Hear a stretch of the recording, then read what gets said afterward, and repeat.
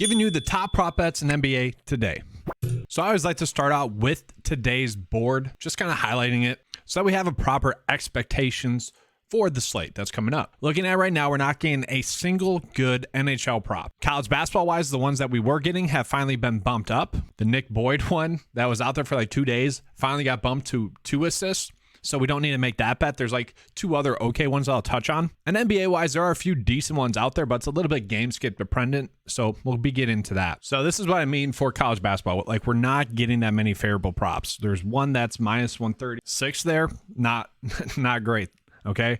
We continue on. There are some ones in which are kind of mispriced that we could potentially take advantage of. We got Wong and Lay D here. Both are basically set at pushes at their numbers, but we are getting a 1-point difference in the prop. So you could potentially use those two. And then if we continue on, sure, maybe here, Jordan Miller over points. The average sportsbook line is valuing it at 15.2. PrizePicks has set at 14.5. Like, there's a couple of those out there, but for the most part, it would feel like we're forcing those. And if we look at the under situations, nothing too much that we would want to attack there. So right now, as it sits, NHL-wise, college basketball-wise, it does seem like we're not getting favorable odds as it sits right now.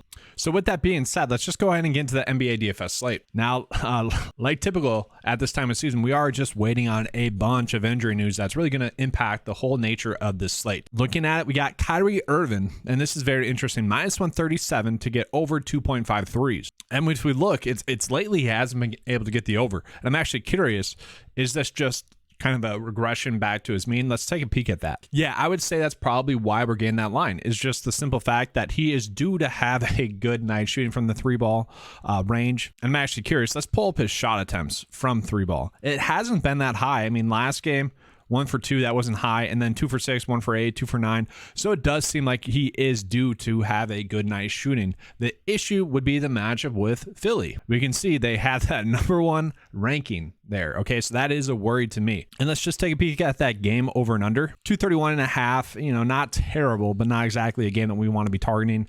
Don't have to worry about a blowout there, which is nice. So continuing on, we are getting a couple of good props for Brook Lopez. We can see rebounds and assists, minus 137.5 to get over 8.5. We can see he's projected to get 10.72. This is very much, I think, going to be matchup based. Let's look at the prop line based off of opponent's point per minute given up times his projection of minutes. We can see 9.7 there. All the key metrics that we look at, except for his average, would suggest that he should be able to get over tonight against the Pacers. Now, the issue with the Pacers is going to be the fact that this game has the potential to be a blowout. Halliburton has been ruled out. What would help him, Brook Lopez specifically, is if Miles Turner is ruled out. Miles Turner is currently a game time decision. And, if he does sit as well, that probably would make the game more of a blowout as well. So a little bit of risk reward there. But, Brook has been someone we've really been hammering a lot lately. Just because the props haven't really adjusted for how well he's been playing. Sure, a little bit hit or miss in this game here. And, it has kind of been a little bit hit or miss in the rebounds and assist department, especially when Giannis is on the court. And that's, I would say that's the biggest worry, is when Giannis is on the court, it's a little bit hit or miss. I don't think Giannis is going to sit out tonight. I think he's going to play, but it wouldn't be surprising to see someone like maybe Chris Middleton sit, who is currently questionable. The Bucks have just been playing in these games that are projected to be blowouts, thus it would make sense for them to kind of sit someone. Yes, Giannis is currently a game time decision, but I expect him to sit. Obviously, if Giannis sits, this prop would be way too low for Brook. Okay, and then let's scroll down here. We are getting an interesting one here as well. Kyrie Irving under 4.5 rebounds, projected to get 3.98. This is favored at minus 139.25. So once again, let's take a peek at the averages here. He does average over that, but we can see kind of because of the matchup, it's expected to be under there. Just an interesting line there. I don't love it particularly, but at the same time, just a good odds bet. And we can see kind of just based off the metrics that we're pulling in here, should suggest that he's going to be able to, that he's going to get the under. And now to me, this is really where the slate gets interesting. Okay. We have a lot of interesting props for Luka Doncic, and easily the best one that we're getting here is going to be points and rebounds over 38.5. Okay, if we look at this, we can see the prop line difference is 1.3. The average sportsbook line has this set at 39.83, and they are favoring the over slightly at minus 107. Sure, this might be a push, but that's a push at 1.3 of its prop line difference. That is a huge spread, and if we continue on with like Luka, we can see some other ones as well. We're getting a half of a point here, points, rebounds, and assists, so that's a very interesting one one there as well. And like, I always love to compare it against Underdog to see how they have adjusted. We can see they have moved up the points and rebounds. Okay, so we are getting a good edge there. So that's looking like the best bet on the board today. And then just looking at some other ones where the lines aren't exactly matching up. We got Nick Claxton -126. That's not a big difference there. I want to find these ones that are 0.5. Okay, so once again, Luka Doncic points. It's all those ones. We got Mikal Bridges over points, rebounds, and assists. Not projected to be too much higher. 0.4 for prop line difference, but -122 to get over that. That's decent. And that's kind of the theme to me, is that Brooklyn Houston game is kind of one that maybe we do have the potential to stack. We got Jalen Green popping up there as well as kind of a mispriced play as well. And so what I mean by that is this game against Houston and Brooklyn kind of seems to be, I feel like the spread is too much. 10.5 points seems too much, and I feel like this should be a higher scoring game as well. The issue is we don't exactly know which players to be going in on. That's the biggest issue that we're having, because it's kind of that there's too many mouths to feed, so their props are all much lower than they should be. Like looking at Jalen Green, wouldn't be shocking to see him get over in this game. Points, rebounds, and assists. Mikal Bridges, we already saw that was a favorable prop that we're getting. Nick Claxton could easily see him getting over against Houston. That's a favorable matchup. Kevin Porter Jr., like if we're not doing Jalen Green, we're doing Kevin Porter Jr. Spencer Dinwiddie's been cold a little bit recently, so I kind of expect him to have a good game against Houston. So I would say like there is the potential to do some stacking opportunities there.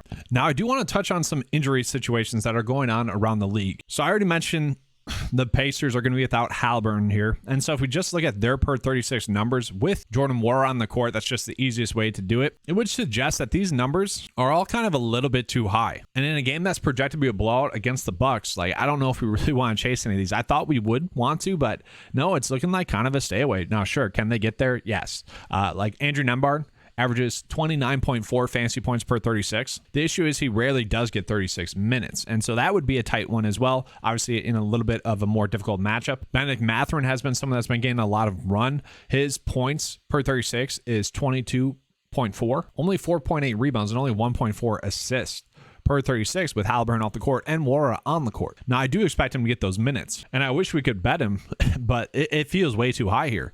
And let's just take a peek at his points. Could we do points potentially with him? 17, that's a little bit tight. I guess that'd be the move, would be over points if we really wanted to force that in there. Like I said, averages 22.4 points per 36 with Haliburton off the court. And this isn't a big sample size, but it is something we could potentially do. Jordan Nwora averages 18 points per 36 going against his former team, the Milwaukee Bucks. And this is more of a DFS play, I think. We look at the last time he went off against Milwaukee. He got a lot of run in that game. Didn't really shoot the ball too much. I think we could see a high volume shot attempt maybe from Nwora, but they all feel a little bit too high. So I just wanted to touch on that.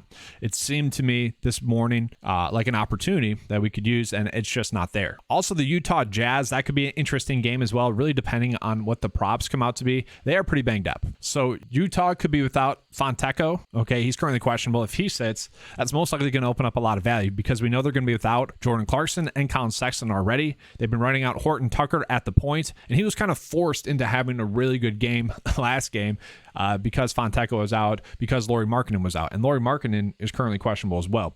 I'm very curious to see what lines we get for Horton Tucker. He does get a good matchup against the Spurs, and it's just kind of the fact that he's been terrible lately in an increased role that he'd be interesting to me. And if we look at the game over and under, it's not suggesting that it should be a blowout, and it's suggesting that it should be a close game, high scoring game as well. So I think once we get the lines for this game, it could be one that we are trying to stack. It really just depends on if they give us that opportunity to. Right now, they're not giving that to us, okay? Horton Tucker's per 36 numbers with Sexton, Clarkson, Markkanen, and Fonteco off the court is 22.8 points, 6.8 rebounds, 5.8 assists, and about 2 blocks and steals per 36 with those players off the court, averaging 44.5 fantasy points per 36. Usage rate goes up about 2.9. And he's not the only one that, plays well. We had I butchered it. Ochachai? No, that's not it. Difficult name. But he got into foul trouble in the last game, or else he would have got the minutes there as well. And I think that's part of the reason why Horton Tucker had a good game. But I'm curious to see what his line is at. He averages 14.4 points per 36, 3.7 rebounds, 1.3 assists. So there could be a good line out there. And really, we're just trying to attack this favorable matchup with the Spurs. The only issue, I guess, with this game would be the fact that we don't know for sure that Markkanen's out. That would change the dynamic of the slate, and I think that's why we don't have any lines out. But Walker Kessler could be someone we're potentially looking at. I think they're going to really bump his up a little bit too high, just given the matchup, though. So wait and see approach there. And I want to talk about the flip side of this game, okay? We got Trey Jones and Zach Collins props out right now. And right when today started, I'm like, whoa, what is going on with Zach Collins prop? This is way too low. He's been dominating for us. What is going on here? And then I'm looking at the projected starting lineup, and he is not expected to start. Now I'm seeing that in like two different spots. One spot has him projected to start. The other one is suggesting that he might sit. And so if he does sit, Sandro would probably be a great prop. He's been a strong point per minute player. And I'd be curious to see what line we get. But we do know that they're going to be without Jeremy Sochan, Devin Vassell, and Keldon Johnson. That's a lot of usage and a lot of production that's going to be off the court. And so we never know for sure what the minutes are going to be like for the Spurs. But we do know that, Zach Collins, if he is starting, and it's a big risk reward here, but we are getting a very low number for him against Utah. If he starts, his per 36 numbers are crazy with those players off the court. 21.8 points, 11.1 rebounds, 4.7 assists, and averages about a steal and a block per 36. 44 fantasy points per 36. I mean, we know. We've been targeting Zach Collins a ton. I was thrown off by, and I'm looking at RotoWire and RotoGrinders for projected starting lineups. I'm not really sure why they would have Zach Collins not starting in one of them. Strange. Trey Jones, we could potentially do as well.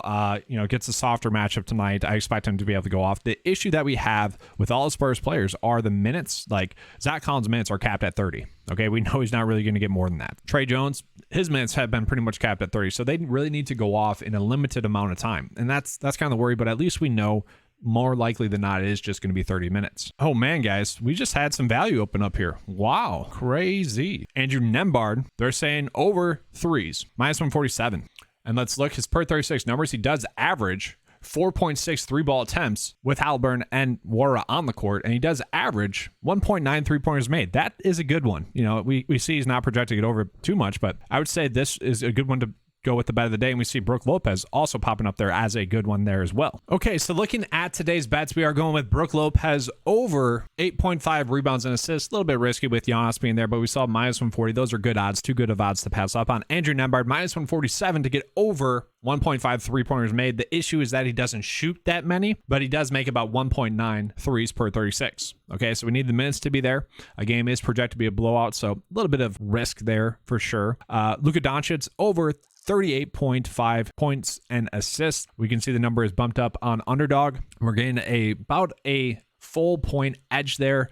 We also could just do points, rebounds, and assists. Just not a bad one there. And then Zach Collins, I'm going to bet on him starting. Just make sure to double check that before you place that prop. If we get news that he isn't going to start, then that becomes a little bit more risky because then we can't rely on those 30 minutes to be there again. I don't see why he wouldn't start, and I do want to hopefully get some good props to go with that game. I think that game could be a good one to stack, so be on the lookout for that as well. All right. That's all. Thanks for watching. If you guys want to use that tool that you saw in this video, a lot of people ask about it. It's included in the 9-to-5 membership for $10 a month. It is a fantasy golf membership, but I keep adding on in other tools in there like this because I can. And so if you guys want to take advantage of that, like I said, $10 a month. All right, thanks for watching. Let's have a good slate. And as always, let's keep cashing.